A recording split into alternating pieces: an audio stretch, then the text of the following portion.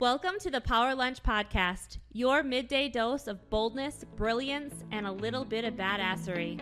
I'm Amy Sousa, here with my powerhouse co-hosts, Tracie Munce and Lisa Carmichael, and we're coming in hot to shake things up.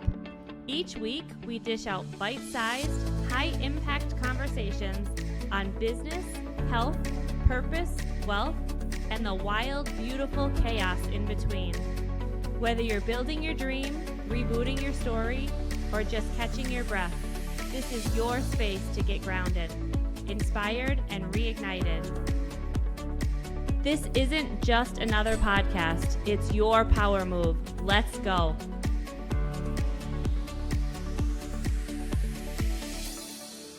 Let's go. Let's go. We're supposed to just start talking? Or do we want to say, hey guys, here we are, we're doing it. This is our first podcast. Who's excited?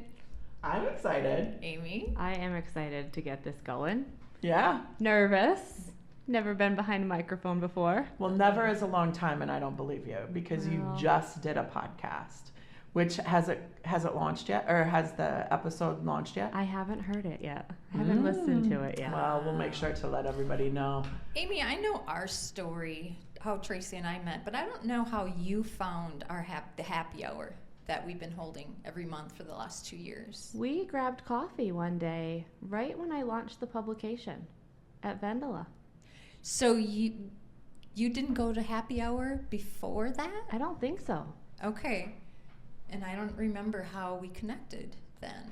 I know you I were remember having... getting an email from you, Lisa, and going, who is this Lisa Carmichael? And then looking you up and saying, let's go grab a coffee at Vendela.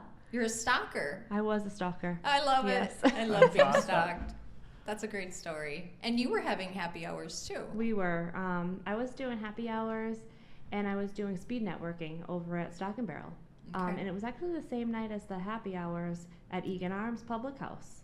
So I ended up moving those around to be able to incorporate everything together. So do you do your happy hour stuff? I don't do the happy hours. I invite everybody to Egan Arms. And I am still doing the speed networking once a month. Amy's such a great funnel for the happy hour, for the Glass Ceiling Foundation, because she's a connector. She's a community person. That's right. And yeah, you are an amazing connector. So owning pubs for the last 18 years, one of the things that we've had here at Merlin's, somebody that's like, I think of them as the hub, right? Like a hub of a baseball or a bicycle tire. And we've had a few, and it's almost as if, how did you find us? And their names would always come up. And Bill Watkins is one of them. And Ian Simpson was another, rest his soul. And so Ian, for example, man, people, he was a nurse, and he would suggest, hey, come to Merlin's. And that's really how we built our business here at Merlin's. So I see that with the Glass Ceiling Foundation, that we have these connectors in our life that really just are, and you're the one. Right? That so connector. You can never leave us. and we just started building momentum as we did the happy hours, and we didn't look back. We just kept hosting happy hours month after month after month, and people kept coming, and it filled our cup. Yeah. It filled our cup. Yeah. Why do you think, I think I know, but why do you think people keep coming back to the happy hours? Because we have been doing it 2 years, and I feel like we've been incredibly blessed with growth and with people coming on a consistent basis, and people like Amy, talking about it. Do you have a theory on why ours just keeps this consistent growth?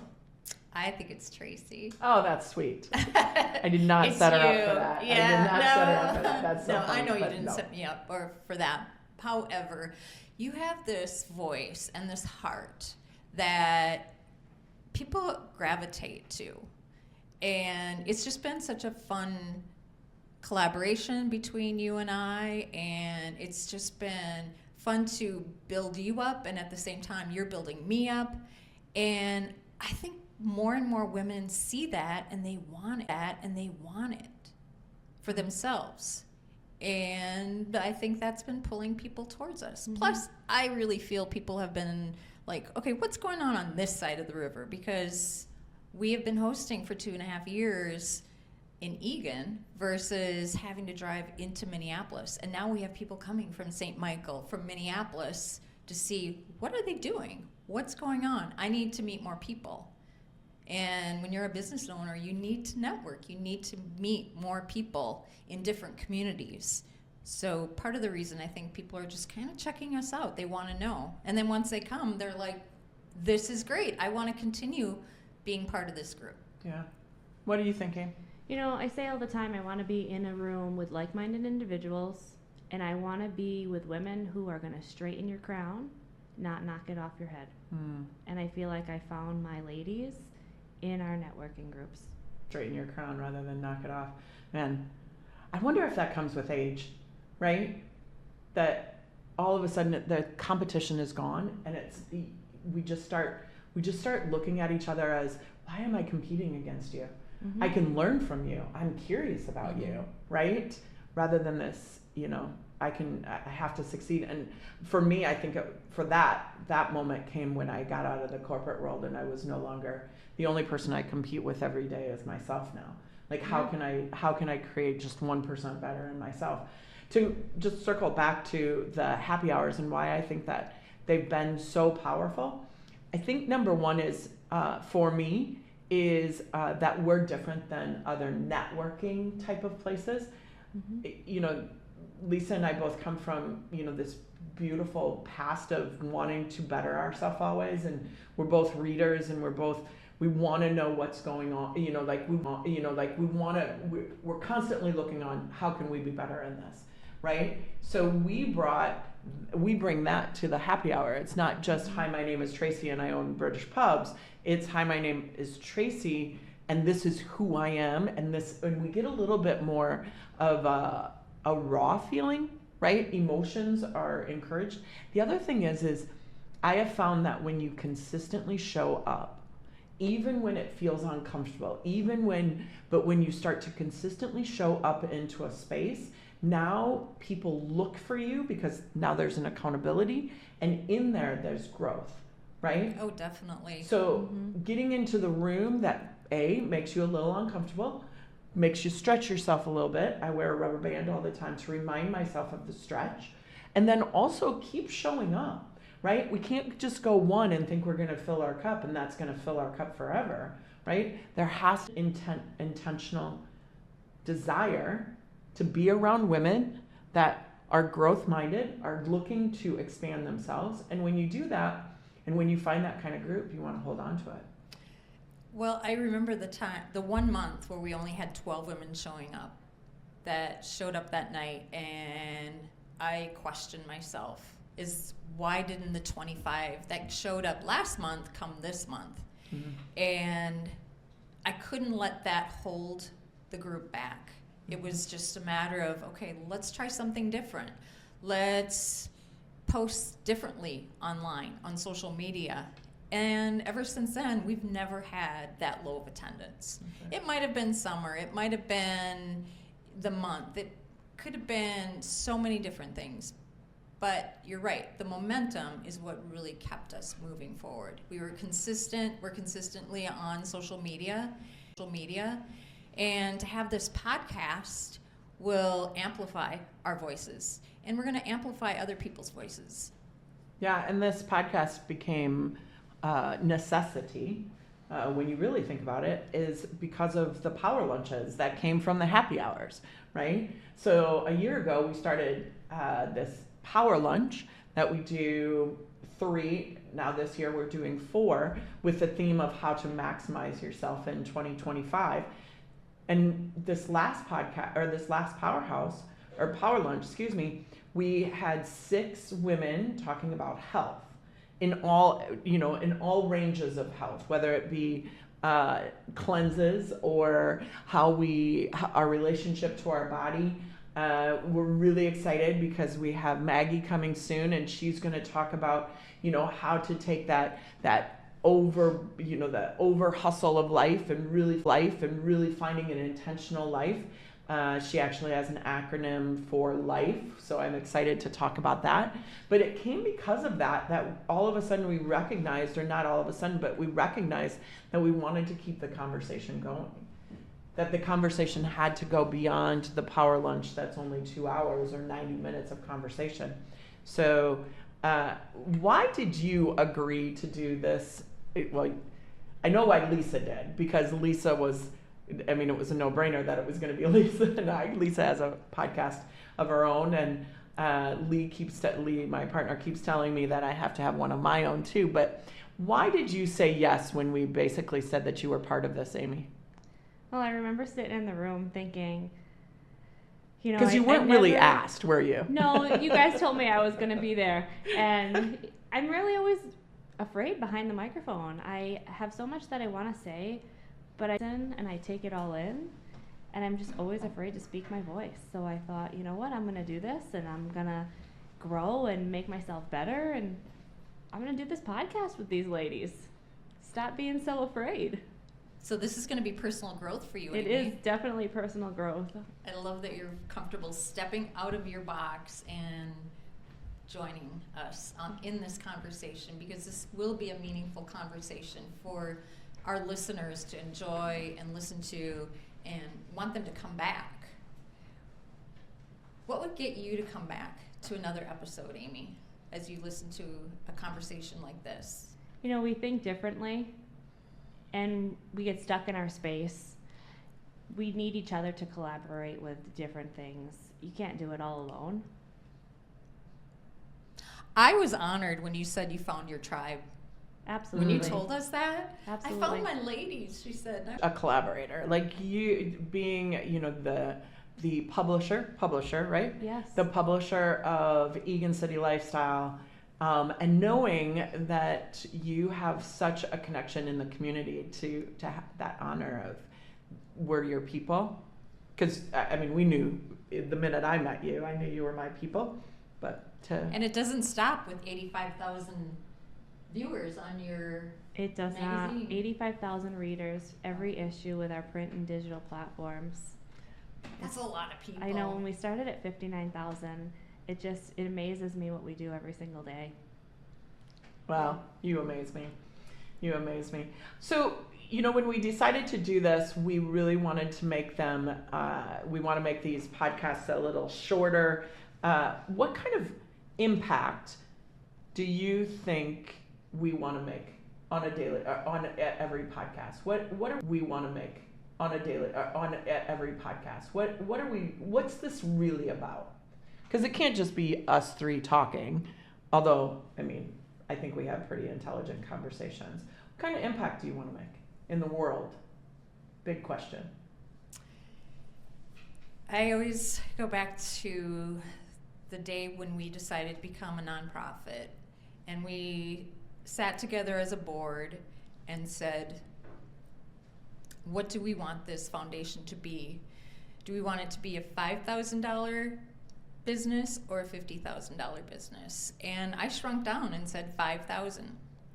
So I want this to be an example for our listeners to know that thinking small is not the way to go, because now we have this goal of being a $500,000 organization, and that would never have happened in my life. So these voices from other people are making me better and thinking differently. So I want our listeners to walk away thinking bigger from the conversations that we're going to have here on the Power Lunch podcast. Yeah.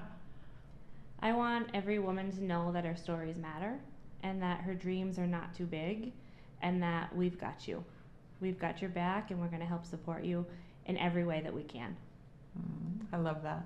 I love that our foundation is called Glass Ceiling Foundation, because a lot of times when I heard that, I remember when we named it, we were just sitting there and we couldn't think of a name, and we knew what our mission was, right? And it was to empower women and to amplify voices, to offer education and mentorship and community, because that's what, if you talk to most women right now, what they're craving the most is community. So when we were creating Glass Ceiling Foundation, the name really, it was so powerful for me, because I started to think of all the times that my beliefs were my glass ceiling. And when I started to collaborate with others, when I started to get curious on, rather than judging others, get curious on how they were expanding, how they were growing, how their business was running, how their life was, why they had better relationships with me, my glass ceiling was gone. There was no ceiling, right? I think so often we put this limitation on ourselves, right? And we don't even know that we're doing it. And that's why the glass ceiling sounds so, you don't even know there is one most of the time. But then once you bump into it, it's really just our limiting belief. Now, I'll be honest, we can go down the whole patriarchic thing and, say that women have been, repressed or suppressed or whatever the word is. We can talk about that. I don't think that that's empowering, in the sense that also when we amplify our voices and when we amplify them together, we are so much stronger than any arbitrary glass ceiling that the world is telling us that we have. So I love the name of Glass Ceiling Foundation. Well, and it's a great conversation, because it's all about getting women to think differently. And it's that maybe there really isn't a glass ceiling. It's a glass ceiling only because we think it's there, and we've always thought it was there. And we've had this conversation before, that it's not the glass ceiling. It's something else. It's something bigger than that. And initially the whole happy hour concept came from helping women to start thinking differently. And if you can start thinking differently because of this podcast, that's my hope. I want her to feel like her bucket's full when she leaves the podcast for the day. Mm-hmm. That you're not playing small, and stop dimming the lights. Let it shine. I love that. Well, our time's almost up for this podcast today. Our very first podcast. Congratulations, ladies. I have one more question. All right? Bring it on. The question is, what do you know now that you wish every woman believed about herself? I'll have you go first, Amy. Get out of your own box. For the last year and a half, I've been on my weight loss journey, and I've been hiding behind my weight. And I have to. I love that. Yeah. Hey, That's P.S. So beautiful. There is no effing box. Yes. There is no box. I trap myself in my box way too often. There's no box. Afraid to jump out. How about you, Lisa? If you, what do you wish every woman believed about herself? I wish every woman believed in herself and had the courage to slow down and listen to what that little girl inside is saying to herself. That if she's saying she's not good enough, listen and figure out, why is she saying you're not good enough? Or just recognize that the thoughts that you say to yourself actually manifest into what you believe. So, in answer to your question, I don't remember the question. The question was, what do you want every woman to believe about herself? I love that. Yeah. I love that. First off, I heard you say, right, get quiet and really listen to yourself. Mm-hmm. And the second thing is that little girl in us, mm-hmm. right? How that little girl in us said, yeah. So I think mine would be, what I wish every woman believed about herself is, I wish every woman knew that you were worthy just because you are. There is nothing external that will validate your worth. Your worth you were born with worth. And that when we really create that safety within us, that I am worthy just because I am, I'm no longer looking to how you respond to me or react to me or what you offer me. I know that I am me. So that's what I would want. This was fun, ladies. It was fun. Thanks for joining us today, listeners. Till next time. Thank you so much for joining us for today's episode. If something we shared sparked a new idea, gave you a fresh perspective, or simply made you feel seen, we'd love for you to pass it on. Share this episode with a friend, a colleague, or a fellow powerhouse woman who's walking her own journey. And if you haven't yet, don't forget to subscribe so you'll never miss an episode. Until next time, keep showing up, keep rising, and remember, there's no ceiling you can't break through.